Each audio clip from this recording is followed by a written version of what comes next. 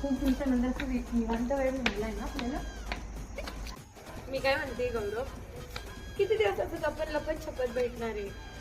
तू ना घरी सांगून की बाबा आम्हाला लग्न करायचंय, आमचं एकमेकांवर प्रेम. काय हरकत आहे घरी सांगायला. माझी इतक्या मैत्रिणींची लग्न झाली, मीच बाकी होता. गौरव